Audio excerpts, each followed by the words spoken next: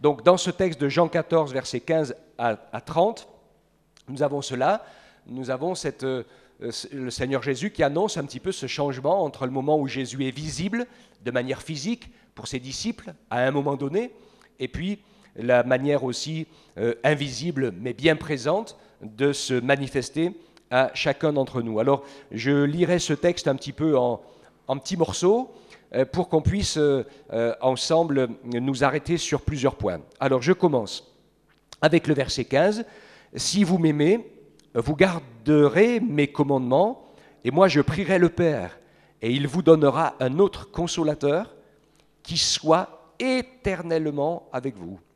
L'Esprit de vérité, que le monde ne peut pas recevoir, parce qu'il ne le voit pas et ne le connaît pas. Mais vous, vous le connaissez, parce qu'il demeure près de vous et qu'il sera en vous. Amen. » Promesse extraordinaire où le Seigneur nous a dit qu'il nous donnera un autre consolateur qui soit éternellement avec vous. Et ce matin, nous proclamons que cette promesse est accomplie, bien sûr, parce que cet autre consolateur, qui n'est rien d'autre que la personne bénie de l'Esprit Saint du Seigneur, est descendu dans les cœurs et les vies des premiers disciples au jour de la Pentecôte de manière puissante, pratiquement visible et audible, avec les signes qui l'ont accompagné. Mais la première fois, cela s'est manifesté de manière très forte au moment où Jésus, ressuscité d'entre les morts, se manifeste à ses disciples et puis souffle sur eux et leur dit « Recevez le Saint-Esprit ». Je pense qu'à ce moment-là, les yeux du cœur, de la compréhension et de l'esprit des disciples s'est ouvert à ce qu'était la réalité du plan de Dieu. Et ça, je pense que c'est vraiment, vraiment important de le réaliser. Vous savez que quand on lit les évangiles, les disciples suivaient Jésus et ils étaient loin d'avoir tout compris. Ok. Et pour eux, c'était évident que Jésus ne devait pas mourir, mais qu'il était le Messie qui allait rétablir de manière forte et glorieuse le règne de Dieu sur Israël, puis sur le monde. Et ce n'est pas du tout comme ça que ça s'est passé. Mais après la mort de Jésus, pour l'expiation de nos péchés, et après sa résurrection, eh bien, nos corps étant lavés de nos péchés, le Saint-Esprit peut faire sa demeure en nous, puisque nous sommes libérés de nos péchés. Et avec la venue de l'Esprit Saint vient la conviction indélébile de la vérité de Dieu, de l'amour de Dieu, du salut de Dieu et de la puissance de Dieu, qui est bien plus réelle, forte et manifeste que ce que nos yeux sont capables de voir. Et c'est vraiment ma pensée ce matin. La première chose que je voudrais dire, c'est que la révélation et la connaissance de Dieu naît dans l'amour de Dieu. Dieu ne s'est jamais laissé mettre dans une éprouvette, et par la découverte, la science et la recherche, nous ne pourrons jamais prouver que Dieu existe, ni prouver qu'il n'existe pas. Parce qu'il reste le maître, et que s'il a dit non pour ça, vous pouvez chercher, et l'homme fait bien de chercher parce qu'il trouve plein de bonnes choses pour améliorer notre ordinaire, et parfois notre extraordinaire, mais on ne peut trouver ni la preuve contre, ni la preuve pour, parce que la révélation de la réalité de Dieu se fait dans l'amour. Nous connaissons tous Jean 3,16 qui dit « Car Dieu a tant aimé le monde qu'il a donné son Fils unique, afin que quiconque croit en lui ne périsse pas, mais qu'il ait la vie éternelle. » Et puis, nous verrons que quand nous, ce sera la suite de ce texte-là, quand nous entrons aussi dans cette relation d'amour, alors la révélation surnaturelle et incontestable du Saint-Esprit se fait. Mais l'homme naturel ne le voit pas et ne le connaît pas. C'est ce que nous avons dit, c'est ce que nous avons lu. Le monde ne peut le recevoir, il ne le voit pas, il ne le connaît pas. Mais Jésus dit, mais vous le connaissez, parce qu'il demeure en vous. Amen. Donc Jésus se manifeste directement à celui qui l'aime par le Saint-Esprit. Je ne vous laisserai pas orphelin, je viens vers vous. Ça fait partie, ça, de mon témoignage. j'avais toujours dans ma vie un état d'esprit un peu d'orphelin. Pourtant, j'avais mes parents. Mais j'avais l'impression que ni mes parents, ni mes frères et sœurs, ni même le monde entier n'étaient capables de me comprendre. Est-ce que ça vous dit quelque chose, ça? Donc je vivais comme un solitaire, mais ça c'est un trait de mon caractère, je suis toujours un peu solitaire quelque part, hein. Sachant que de toute façon, personne ne pouvait comprendre, lire et réaliser ce qui se passait dans mon cœur. Et combien le Seigneur m'a permis de faire des expériences qui m'ont montré de manière incontestable que le Seigneur connaissait, lisait dans mon cœur et connaissait mes propres pensées, comme dit l'Écriture, que même avant que les mots soient dans ma bouche, il sait déjà ce que je pense. Alléluia. C'est pareil pour chacun d'entre nous. Il est plus près de nous qu'un père ou d'une mère, même d'un époux, d'une épouse, même de nos enfants. Hein? Et ça, c'est quelque chose d'important. C'est cela que Jésus veut dire, celui qui aime son père, sa mère, sa femme, ou qui aime les autres personnes plus que moi, n'est pas digne de moi. Ce n'est pas qu'on ne doit pas aimer les autres. Au début, moi, je connaissais un peu la Bible. Je me disais, Dieu, il est dur quand même de dire ça, c'est égoïste, il faut bien aimer ses parents, ses frères et sœurs. Mais quand j'ai donné... Alors, je disais ça, mais j'étais assez difficile à vivre, voire très difficile à vivre. Et je me rappelle, quand j'ai donné mon cœur et ma vie à Jésus, que le Seigneur a changé mon cœur et ma vie, j'ai compris que c'était plus important d'aimer Dieu que ceux qui nous entourent, parce que quand l'amour de Dieu est dans notre cœur, il nous aide à aimer mieux ceux qui nous entourent. Alléluia. Hein? Et je me suis rendu compte que plus on aime Dieu, comment dirais-je, l'amour se multiplie en se partageant. Formidable ça, hein? C'est un beau secret, hein? Ne l'oubliez jamais. L'amour de Dieu, plus on le partage, plus il se multiplie. C'est le contraire de l'égoïsme, hein, où on a l'impression que si on commence à donner, à partager les choses, on va en avoir moins. Mais ce n'est pas vrai du tout. Mais même dans les repas, moi j'ai vu, on a expérimenté, hein, des fois on avait des petites choses à partager, on a fait des parts pour tout le monde, et on a eu l'impression que Dieu a multiplié, et qu'il restait des restes à la fin. Ça vous est jamais arrivé ça? Moi, je crois que des fois, la multiplication des pains, pas forcément que du pain en tant que pain, hein, mais des petits gâteaux, ou du café, ou des petites choses, Dieu me l'a fait tant de fois. Hein, et ça, c'est vraiment un principe extraordinaire.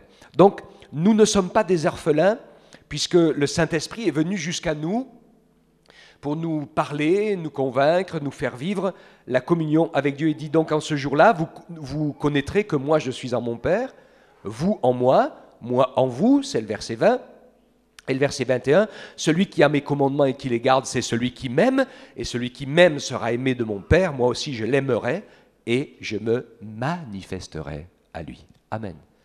La révélation de Dieu par l'amour. Alors il y a des gens chrétiens, nés de nouveau, qui aiment Jésus dans tous les niveaux de toutes les sociétés, parmi les grands scientifiques, parmi les gens tout simples qui, peut-être certains, ne savent ni lire ni écrire. Tout le monde n'a pas du tout la même capacité. Et parmi ces gens-là, je vais dire du plus haut de l'échelle sociale ou du plus haut de l'échelle de la capacité intellectuelle, aux plus limités, aux plus petits êtres de cette terre, jusqu'aux enfants, les uns connaissent Jésus par la puissance du Saint-Esprit et vivent avec lui, et les autres ne le connaissent pas. Tout simplement à cause du choix de l'amour, qui commence par le choix de l'amour de la vérité. Il y a beaucoup trop de gens aujourd'hui qui disent « Oh, s'il y avait un Dieu et tout ça », ils n'ont que l'amour de leur propre vérité, ils ont déjà leurs idées toutes faites, ils ont déjà tout pensé, ils savent tout, ils expliquent tout, ils connaissent tout. Comme disait Jésus aux religieux, c'est bien pour ça que votre péché subsiste. Parce que vous pensez que vous n'avez pas besoin de Jésus, vous êtes vos propres références. Et tant que c'est comme ça, ça ne marche pas. Okay ? Mais quand, comme un enfant, on vient au Père, qu'on ouvre son cœur, alors, et qu'on comprend combien Dieu nous a aimés jusqu'au sacrifice de Jésus, qui est venu comme un homme, comme un simple homme, et qu'on comprend que le Seigneur nous a tellement aimés qu'il ne nous a pas laissés tout seuls, mais qu'il est descendu habiter en nous, dans notre corps, pour faire de notre corps le temple de son esprit. Alléluia. Je veux insister sur cela ce matin. C'est tellement important pour nous d'être conscients que le Seigneur, par son Esprit Saint, habite en nous jusque dans notre corps. Donc nous ne sommes pas seuls. Et même si nous ne voulons pas, comment dirais-je, être des êtres qui vivons avec les sensations du plaisir ou des jouissances, parce que ça c'est juste pour satisfaire le corps, ça, hein, le plaisir et la jouissance, puis ça passe très très vite. Mais il y a, je dirais presque quelque part, un autre plaisir et une autre jouissance qui est celle de vivre dans la communion du Saint-Esprit, qui fait que vraiment nous ne sommes plus du tout des orphelins. Et nous savons au fond de notre cœur que nous vivions, que nous mourrons, nous sommes au Seigneur et avec lui pour toujours. Alléluia, c'est tellement, tellement important. Donc celui qui m'aime, bien sûr, garde les paroles de Jésus, et ces paroles de Jésus, bien sûr, sont les paroles du Père qui a été envoyé. Le Saint-Esprit nous enseignera toutes choses. Donc je vous ai parlé pendant que je demeure avec vous, mais, verset 26, toujours du même texte de Jean 14, verset 26, « Mais le Consolateur, le Saint-Esprit, que le Père enverra en mon nom, c'est lui qui vous enseignera toutes choses, et il vous rappellera ce que moi je vous ai dit. » Premier élément, être enseigné en toutes choses par l'Esprit, bien sûr, sur la base de la parole de Dieu. Alors, plusieurs éléments. Il y a des gens qui lisent la Bible et qui l'analysent de manière décortiquée et sophistiquée, tellement dans le détail qu'il leur faudra 2 ou 3 éternités pour comprendre ce qu'elle est en train de dire. Hein? C'est comme je dis souvent, il y en a qui attaquent la Bible au microscope électronique, comme si quelqu'un attaquait un camion, un semi-remorque. Hein? Il commence par les pneus et il va commencer à voir les atomes des pneus.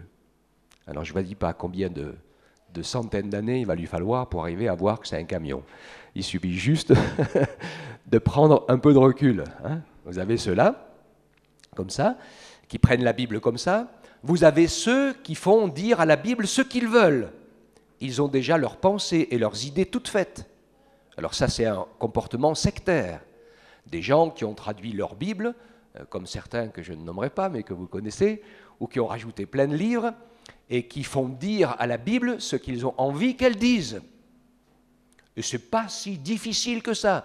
Il suffit de sortir un texte de son contexte pour que ça devienne réalité. Vous avez les autres qui prennent le texte biblique à la lettre et qui veulent tout appliquer dans les moindres détails, comme la loi par exemple. Alors ça va très très loin. Vous avez des juifs aujourd'hui orthodoxes traditionnels qui ne peuvent pas vivre sans avoir 2 cuisines, 2 services de couverts, etc. Et tant d'autres choses tellement compliquées parce qu'on ne doit pas mélanger la viande et le fromage. Parce que c'est écrit que tu ne feras pas cuire le chevreau dans le lait de sa mère. Alors pour être sûr que ça n'arrive jamais, vous ne mélangez jamais lait et fromage. Donc il vous faut 2 cuisines, 2 ustensiles, 2 vaisselles. Il vous faut tout en double dans la maison. Ce qui est laitier d'un côté, ce qui est viande de l'autre. Ok. Hein. Donc, comme le disait l'apôtre Paul, c'est d'aller bien au-delà de ce qui est écrit. D'accord ? Hein. On peut faire dire à la Bible tout ce qu'on veut, mais personnellement, la vérité marche toujours sur 2 pieds. La parole de Dieu, qui est la parole de Dieu, sans faille et parfaite, éclairée par le souffle de l'Esprit Saint, qui nous permet de la vivre. D'accord ? Donc l'Esprit de Dieu va pouvoir nous enseigner, et cet enseignement, comme je l'ai déjà dit, c'est l'enseignement de la révélation de Jésus. Parce que bien sûr qu'on doit étudier la Bible ensemble. Hein. Il y a des gens qui disent « Oh, mais moi, ils se sont fait pasteurs tout seuls, religieux tout seuls, parce que c'est écrit, personne n'enseignera plus personne, ni son frère, son prochain, tout le monde me connaîtra. » Et ici, c'est très important, je l'ai déjà expliqué, mais je le réexplique ce matin. Ça veut dire qu'avant que le Saint-Esprit descende, les gens devenaient religieux par enseignement. Donc on leur expliquait une religion et ils la croyaient. Ceux qui avaient la chance de tomber dans la religion biblique, ils avaient plus d'avantages que ceux qui tombaient dans d'autres religions qui leur étaient enseignées. Et donc ils croyaient ce qu'on leur avait enseigné. Comprenez cela? Donc si on vous avait enseigné des choses pas bien, alors c'était assez terrible. Vous les croyiez comme si c'était des vérités.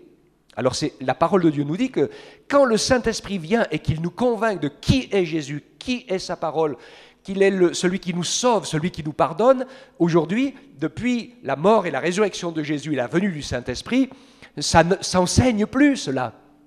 Ça se vit. Et ça s'appelle la nouvelle naissance. On ne naît pas chrétien, on le devient par nouvelle naissance sous l'action du Saint-Esprit. Et ensuite, on est convaincu par le Saint-Esprit. Et ce n'est pas parce qu'on m'a dit, c'est un peu comme la conversion de la femme samaritaine. Okay, hein? Au début, on est venu parce que tu nous as dit que, mais maintenant, nous l'avons entendu et nous croyons qu'il est le Messie. Alléluia. Hein? Après, être enseigné, étudier la Bible, eh bien, c'est bien sûr important de le faire avec, je le crois, si on est sincère et qu'on aime plus la vérité que soi-même, eh bien, Dieu va nous garder dans l'équilibre. Hein? Attention aux choses que je disais aussi, l'homme religieux ou mystique. Hein? Il y a des gens qui sont tombés dans un autre extrême, un autre danger, même au milieu de nous, pentecôtistes, hein? Des gens qui sont un peu mystiques. On a eu une grande mission ces derniers temps, avec un grand homme de Dieu qui a traversé notre pays, et on a vu des gens se battre, se disputer pour le toucher, pour le voir, pour s'approcher de près, des trucs absolument incompréhensibles, que même des réunions ont dû être supprimées, parce que c'était devenu trop dangereux pour la sécurité. Alors je me dis, c'est impressionnant de voir le nombre de gens qui sont mystiques, superstitieux. Il y a des gens qui ouvrent leur Bible au hasard tous les matins pour être sûrs de trouver le bon verset qui va les encourager. Méfiez-vous de ça, hein. Des fois ça marche, et puis on racontait toujours l'histoire, hein, de un qui ouvre sa Bible le matin pour se donner bon courage, il n'en avait pas trop, et il tombe sur le texte, et Julas alla se pendre. Aïe, aïe, aïe, il dit, ça c'est pas bon pour moi aujourd'hui. Il la referme, il la rouvre, et il retombe sur l'autre verset, il dit, va, et toi, fais de même. Bon, c'est un peu une blague, hein, mais c'est comme ça que ça marche. Apprenez à lire votre Bible en suivant. La lettre de Dieu, elle est complète. Et donc, ce n'est pas pour qu'on lise une fois de temps en temps au hasard. Hein, il y a des personnes, ça fait 10 ans qu'ils sont convertis, ils n'ont encore jamais lu leur Bible en entier. Ça ne va pas le faire. Hein. Alléluia. Que Dieu nous aide à pouvoir ainsi lire sa parole. Et ensuite, par le Saint-Esprit, de pouvoir vivre cette parole en étant prêt à être renouvelé, à avancer. J'ai écrit une phrase ce matin. Je vous propose de bien la retenir et de la noter pour que vous puissiez comprendre quelle est notre mentalité humaine. Et j'ai écrit « Nous avons une capacité phénoménale à transformer en religion morte toute vérité vivante dans un temps record. » Vous voulez que je vous la relise ? Nous avons une capacité phénoménale à transformer en religion morte toute vérité vivante en un temps record. Et on le voit même dans certaines de nos églises, hein, qui ont à peine 60 ou 70 ans. Et si dans ces églises-là, vous bougez un iota de déroulement de réunion, les gens sont perdus. Même certains, ils sont perdus quand ils ne peuvent plus s'asseoir sur la même chaise. Alors, je ne sais pas comment ils vont faire, quand il va falloir qu'ils s'assoient au ciel, ils n'auront plus leur église ni leur chaise. Hein? Et là-bas, le culte ne va pas se faire de la même manière. Donc, nous avons besoin, et c'est ça qui est nécessaire, que le Saint-Esprit souffle sur la parole pour que nous puissions capables de vivre l'essentiel. L'important, c'est de vivre une vie de communion avec le Seigneur. Que nous fassions le culte comme on le fait d'habitude dans l'année, en commençant par les chants et la louange, en terminant par la prédication. Ou alors on a l'habitude de faire comme ça pour les enfants, pendant les périodes de vacances, de commencer directement par la prédication, parce que la première demi-heure, tout le monde est souvent un peu plus calme, on espère. Et puis continuer par le chant et la louange et l'adoration, mais peu importe. Quand on regarde comment les premiers chrétiens se retrouvaient dans leur réunion, ils vivaient d'abord un moment de chant, même de danse, de communion fraternelle, ils mangeaient ensemble, ils prenaient le repas pendant qui mangeait. Ensuite, il lisait des textes de la parole et après avoir lu ces textes de la parole de Dieu, eh bien, il prophétisait, il vivait la vie de l'esprit. C'était important tout ça. Hein. Donc, ils ne faisaient pas du tout comme nous. Mais ils n'avaient pas plus raison que nous aujourd'hui, je veux dire. Hein. Ce qui est important pour nous, c'est de pouvoir garder la parole vivante. Et pendant que j'étais là ce matin, le Seigneur a mis un verset sur mon cœur que j'ai rajouté, qui est Apocalypse 10, 9 et 10. Je vais vous le citer, vous connaissez cette parole, c'est la révélation du futur que Dieu a donné à Jean dans cette vision de la révélation du livre de l'Apocalypse, pendant qu'il était prisonnier sur l'île de Patmos. Et pour continuer la révélation, il lui a donné un livre, et il a dit « mange-le ». Et il dit « tu vas manger ce livre, et il sera doux dans ta bouche, mais amer dans tes entrailles ». D'accord ? Et ce texte m'a parlé tout d'un coup, parce que il m'a semblé comprendre, on peut y faire dire plein de choses, hein, mais toute la parole a un sens. Ce que ça veut dire, c'est que nous devons aimer cette parole, la lire, remplir notre cœur de cette parole. Ça, c'est le côté de la bouche. Mais nous devons laisser le Saint-Esprit remuer nos entrailles, nous remettre en question, nous faire grandir, nous contrarier, nous faire vivre, voir et dire des choses que notre chair ou notre nature ne connaît pas, n'a pas l'habitude ou n'aurait pas envie, mais qui vont permettre au Saint-Esprit de nous faire grandir en Dieu. Amen. Hein? Ça, c'est donc nous rappeler l'essentiel, la vie de Dieu. Ensuite, l'Esprit Saint nous communique la paix de Jésus. Ça, c'est pas anodin. Verset 27. Je vous laisse ma paix. La paix, je vous donne ma paix, pas comme le monde la donne.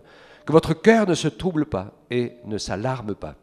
Alors cette paix, bien sûr, elle vient du pardon que nous avons reçu en Jésus. C'est important d'approfondir cette vie de pardon.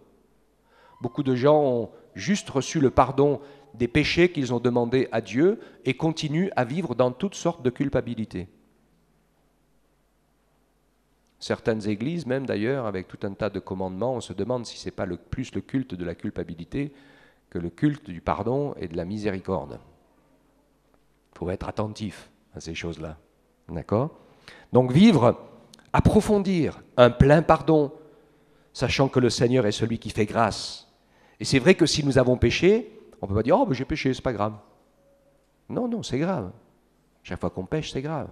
Mais on se met aux pieds de Jésus, vraiment, sincèrement, et on vient chercher à ses pieds le pardon, la paix, la grâce. On répare ce qu'on peut, par amour pour Dieu, pour la vérité et pour son prochain, et puis on tourne la page pour continuer à servir. Amen. Donc cette paix aussi, elle vient de notre communion avec le Saint-Esprit par la foi. Et là, le premier verset, quand je parlais du pardon, Romains 8, 15, vous n'avez pas reçu un esprit de servitude pour être encore dans la crainte, mais un esprit d'adoption par lequel nous crions « Papa ». Il faudrait laisser allumer parce que ça fausse l'enregistrement de la caméra. Donc, ça va. Donc, nous avons cet esprit de Dieu qui fait qu'on n'est ni dans la crainte, ni dans la servitude, mais l'Esprit Saint nous rappelle que nous avons été adoptés. Nous étions des créatures de Dieu et nous sommes devenus des filles et des fils. Donc voilà, il y a un combat en nous, bien sûr, pour que la nature ancienne, humaine et pécheresse diminue et que la nature nouvelle, animée par l'Esprit de Dieu, grandisse. Ça, c'est notre combat, mais la réalité est faite. Et le Seigneur, dans son amour, nous a adoptés. Et donc, cette communion par le Saint-Esprit, qui est celle des adorateurs, on la trouve dans Romains 8, 16, l'Esprit lui-même rend témoignage à notre esprit que nous sommes enfants de Dieu. Et combien c'est important pour nous de prendre du temps pour louer, adorer, célébrer le Seigneur, pour vivre la communion dans le Saint-Esprit, que nous puissions ainsi glorifier Dieu, adorer Dieu. C'est la base même. Ce que Dieu recherche, ce sont des adorateurs qu'il adore en esprit et en vérité. Et souvent, nous sommes des demandeurs avant d'être des adorateurs. Faisons bien attention. Dieu veut que nous apprenions à être des adorateurs pour que nous puissions, dans l'adoration, permettre à l'Esprit de nous bénir, de nous encourager, de nous inspirer Et il va le faire. Il va nous inspirer même dans la prière ensuite. Des fois, on perd du temps dans la prière. Moi, je l'ai dit à des collègues, parfois, je dis, vous priez beaucoup, mais vous perdez votre temps. Parce que vous faites votre liste de prière, vous faites votre liste de courses, et vous dites, moi je veux, enfin, vous dites pas moi je, mais Seigneur fait ci, Seigneur fait ça. S'il n'a pas envie de le faire, il ne va pas le faire. Hein. Si c'est autre chose qui est important pour lui de faire aujourd'hui, l'intérêt que nous avons, c'est plutôt d'être en train de lui demander de faire ce qui est dans son plan et dans son cœur. Alors nous, on prie pour que Dieu s'occupe de nous, mais Dieu s'occupe de nous. Il a dit dans sa parole, recherchez premièrement le royaume, la justice de Dieu. Le reste, il va nous le donner. Le pain, les vêtements, il va tout nous donner. Il n'y a pas de souci. Alléluia. Il ne faut pas se tromper. Hein. Dieu nous encourage ainsi à pouvoir être ces vrais adorateurs qu'il adore en esprit et en vérité. Je m'en vais et je reviendrai vers vous. Donc on sait que Jésus, en personne, n'est plus là physiquement. Il est dans le ciel, mais il est là présent spirituellement par la personne du Saint-Esprit, mais il va revenir. Aussi vrai qu'il est venu, et qu'il est parti, et qu'il est ressuscité des morts, aussi vrai, il va revenir. Première fois sur les nuées du ciel pour emmener son Église, pour préparer les noces de l'agneau, on le sait. Et puis, deuxième fois, un peu plus tard, il reviendra, mettant son pied sur le mont des Oliviers et rétablissant son règne de 1000 ans de paix et de grâce. Ce que les hommes mal inspirés ont tous eu envie de faire. Ils voudraient tous se mettre à la place de Dieu, les hommes. C'est bizarre. Ils ne se rendent même pas compte qu'ils sont inspirés par l'adversaire. Comment ça se fait qu'ils ont des idées comme ça ? Les idées des êtres humains qui conduisent et qui mènent cette terre, qui ne connaissent pas Jésus, c'est toutes les idées de l'Antéchrist. Ils devraient lire la parole et ils se rendraient compte que c'est de la folie, quoi. Ils sont en train de tout faire. Et vous voyez, le monde électronique qu'on est en train de nous faire aujourd'hui, bientôt, et ça existe déjà, hein, ils vont nous demander de pouvoir apporter un numéro électronique sur nous. Hein. Hein, le chiffre de la bête, vous connaissez ça? Personne ne peut plus déjà d'y acheter ni vendre. Hein, qu'est-ce que vous faites aujourd'hui si vous n'avez plus un compte bancaire? Avec une carte bancaire, vous faites quoi? Vous n'existez plus. Hein, okay. Quel monde est-on en train de nous construire? Donc il reviendra, et il dit, si vous m'aimiez, vous vous réjouiriez de ce que je vais vers le Père. Et donc il y a quelque chose ici, bien sûr, les disciples étaient attristés, mais le Seigneur Jésus savait ce que ça voulait dire. Hein, c'est que tant qu'il était présent physiquement dans un endroit géographique, son action était limitée. Mais maintenant qu'il est vivant et agissant par la personne du Saint-Esprit, il est illimité, puisqu'il agit partout, en même temps, sur toute la terre, dans tous les temps et dans toutes les personnes, suivant comment les hommes ouvrent leur cœur. L'œuvre de Dieu est illimitée. Et à quelque endroit que ce soit de ce monde, quand quelqu'un appelle Dieu au secours, sincèrement, eh bien, le Seigneur se révèle et se fait connaître. Et cet appel au secours, c'est un appel pour connaître la vérité. Hein, parce que ce n'est pas qu'un appel au secours, oh, je ne veux pas mourir. Parce qu'il y a des gens, ils ne veulent pas de Dieu, ils ne se repentent pas, comme le brigand sur la croix, qui sait qu'il va mourir. Hein, mais c'est un appel juste, je veux vivre, je veux continuer à jouir de la vie. Ce n'est pas le même appel, on est d'accord, hein? Voilà. Donc Dieu répond à cet appel-là de celui qui dit « Je ne peux plus vivre sans toi, Seigneur ». Dieu nous permet ainsi de pouvoir eh bien, l'aimer, le suivre et nous attendre à lui. Et je terminerai avec ce dernier point qui est Jean 15, versets 1 à 3. C'était écrit à la suite, il dit « Je suis le vrai cep, mon père est le vigneron. Tout sarment qui est en moi et qui ne porte pas de fruits, il le retranche. » Il est parlé ici d'une vie chrétienne nécessairement portant du fruit de la foi.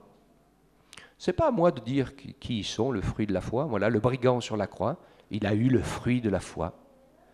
Il a ouvert les yeux au dernier moment sur sa misère, il s'est repenti, il a cru en Jésus. Une foi extraordinaire, hein, parce que comment croire que celui, pauvre loqueteux qui était en train de mourir comme lui à côté de lui, était le sauveur du monde, si ce n'est par la révélation du Saint-Esprit. Quand tu viendras dans ton règne, souviens-toi de moi. Hein. Voilà, parole de foi, c'est suffisant. Dieu veut nous encourager comme ça à vivre des paroles de foi, des expériences de foi dans tous les domaines, au jour le jour. Moi, je prêche toujours une prédication pour un salut au présent. Il y a beaucoup de gens qui ils se contentent, ils ont reçu Jésus, ils attendent l'éternité. Et pendant ce temps-là, ils serrent les dents, les genoux et les fesses, en disant « on espère que ça va réussir à passer ». Mais vivez le salut au présent. Jésus est là, avec vous, avec moi, tous les jours. Il veut nous aider, il veut nous faire vivre des choses, dans son royaume, bien sûr, dans son monde à lui. Cette nécessité de porter du fruit. Faisons bien attention. Parce que celui qui dit « j'ai la foi, je suis croyant », mais dont la vie n'est pas retournée, il sera coupé, retranché. D'accord? C'est important, ça. Il y a beaucoup de gens qui pensent « ah, c'est bon, je crois en Jésus ». Le diable aussi, il croit en Jésus. Mais lui, les jeux sont faits. Ça ne suffit pas. Il faut vivre une vie dans le fruit de la foi. Et puis, pour nous, je l'espère, qui portons du fruit, eh bien, le Seigneur, parfois, coupe et tranche. Et c'est vrai, c'est ce que je disais tout à l'heure, il agit pour qu'on porte encore plus de fruits, pour que notre foi évolue, pour que les choses changent. Faisons très attention. Dans la parole de Dieu, nous voyons beaucoup de gens qui ont beaucoup commencé et ils sont peu nombreux à avoir bien fini. Et moi, je suis étonné. Je regarde autour de moi et je vois beaucoup de gens qui connaissent Dieu depuis longtemps. Ils ont bien commencé. Mais aujourd'hui, quand on les écoute, quand on partage avec eux, ils ressemblent à des arbres 2 fois morts, déracinés. Il ne reste plus que l'écume des vagues. Mais le fond, ouais, le vent est d'accord. Le fond, l'écume, mais ça, c'est que du vent. Dieu veut que nous puissions laisser le Saint-Esprit nous faire grandir, nous faire avancer dans la vie de la communion avec lui par le Saint-Esprit. Et Dieu nous permet aussi de prier, et je termine, il parle des dons spirituels. Vous ne voulez pas que soyons dans l'ignorance, comme les païens qui étaient dévoyés vers des idoles muettes, mais Dieu veut que nous puissions parler par l'Esprit de Dieu pour honorer Jésus. J'éclare que nul, s'il ne parle par l'Esprit de Dieu, on dit Jésus est le Seigneur, c'est par le Saint-Esprit. Ne soyez pas des croyants silencieux. La première œuvre de la foi est d'ouvrir sa bouche pour adorer le Seigneur. Ne vous laissez pas vaincre par la timidité. D'accord? Alors j'insiste là-dessus, ça fait longtemps, vous allez me dire, que je vous embête, sur le fait de prendre l'autorité de la parole pour la prière, pour l'adoration. C'est une nécessité. Si on garde le silence, on perd quelque chose d'extrêmement important. Dieu veut que nous puissions confesser à voix haute sa parole. Imaginez que Jésus soit resté silencieux et sans œuvre. Mais ce n'était même pas la peine qu'il vienne. Il pouvait rester au ciel. Ok ? Tout s'est fait parce qu'il est venu, parce qu'il a parlé et parce qu'il a agi. Et dans notre vie chrétienne, à chacun d'entre nous, tout ce qui vient de Dieu peut se faire à partir du moment où nous nous mettons à parler et à agir. Sinon, nous restons dans ce fameux dicton qui dit que l'enfer est pavé de bonnes intentions. On est plein de bonnes intentions, mais si ça ne dépasse pas le niveau de la pensée, on se trompe beaucoup sur la foi. On se trompe beaucoup sur la foi. Il y a des gens qui disent « Abraham, c'est le père des croyants ». On se dit « Oui, la foi, faut absolument pas douter ». Si. Bien sûr qu'il y a le doute dans la foi. Et qu'est-ce qui caractérise la foi d'Abraham? Est-ce qu'il n'aurait jamais douté? Ou à un moment donné, il a 90 ans, quand Dieu lui refait la promesse du fils de la promesse et que Abraham lui répond « Oui, oui, oui, qu'Ismaël vive ». Vous vous rappelez de cette parole? Qu'Ismaël vive, je me dis « Ouh là là ». Là, sa confiance dans la promesse de Dieu, elle était un peu émoussée quand même. Alors c'est quoi la foi? La foi, c'est l'obéissance. Il a toujours obéi à la parole de Dieu. Il a toujours confessé la présence de Dieu. Il a toujours fait ce que Dieu lui a demandé de faire, même quand il avait un gros doute à l'intérieur de lui. Et donc, la foi, c'est pas de rester silencieux dans sa tête en disant « j'y crois, j'y crois, j'y crois ». La foi, c'est d'ouvrir sa bouche et de dire « Seigneur, je t'aime, je crois en toi et je te suis.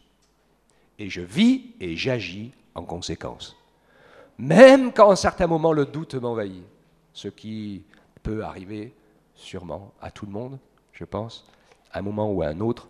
Mais bon, il ne faut pas que ça dure trop longtemps, il faut que la conviction du Saint-Esprit revienne.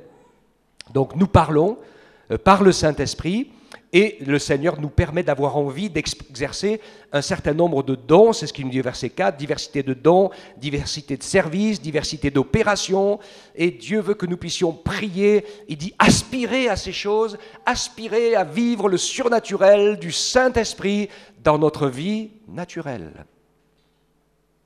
Amen. Et Dieu veut nous encourager sur ce chemin-là. Que son nom soit glorifié. Alléluia. Qu'il nous permette ainsi de laisser le Saint-Esprit travailler tout simplement dans chacun de nos cœurs. Que nous puissions devenir ces adorateurs qui adorent Dieu en esprit, en vérité. Vous avez passé une mauvaise semaine? Ça arrive, hein? Même une mauvaise nuit? Ça arrive aussi. Peut-être que l'adversaire pourrait faire tout ce qu'il faut pour essayer de vous fermer la bouche. Mais personnellement, je me rappelle, il y a longtemps de ça, hein, c'était en 1976, quand j'ai donné mon cœur à Jésus et qu'il a sauvé mon cœur. Je dis, Seigneur, je prends 2 décisions. La première, c'est qu'à chaque fois que tes enfants se réuniront, j'y serai, si je peux. Et la deuxième, c'est qu'à chaque fois qu'on sera réunis, j'ouvrirai ma bouche pour te glorifier et pour t'adorer. Pourtant, je ne vous connaissais pas avant. Hein. J'étais un timide de chez timide. Hein. Quand j'étais gamin et qu'un adulte me regardait, je passais sous les sièges, sous la table, etc. Hein. Donc, mais le Seigneur m'a montré très tôt cette importance de la parole confessée, de la prière confessée, de prendre position. Quand vous dites « j'aime Jésus », si vous voyez les oreilles du diable et des démons, comment ça fait? C'est insupportable. Quand vous lui dites « j'adore Dieu, je suis heureux de connaître le Seigneur, il m'a sauvé, il est mon sauveur, alléluia ». Oh là là, je ne vous dis pas, c'est affreux, c'est insupportable pour eux. Mais quand vous dites rien, c'est lui qui parle. Oh, tu crois vraiment? Tu sais, avec tout ce qui t'est arrivé ces derniers jours, oh là là, tu ne peux pas lui faire confiance. Hein? D'accord? Que Dieu nous encourage. Hein? Parce que quand nous sommes déterminés, eh bien l'adversaire lâche prise sur ce domaine-là.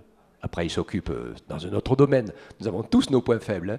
Mais même pour Jésus, c'était pareil. Hein? Quand Jésus, qu'est-ce qu'il a fait Jésus? La première victoire qu'il a remportée sur l'adversaire, dans le désert, c'est une victoire dans la parole. Sur la parole, parole contre parole.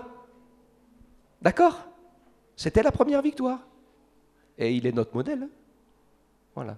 Après, il est passé aux actes. Et la Bible dit que le diable s'est éloigné de lui jusqu'à un autre moment. Oh, il ne l'a pas lâché comme ça. Hein.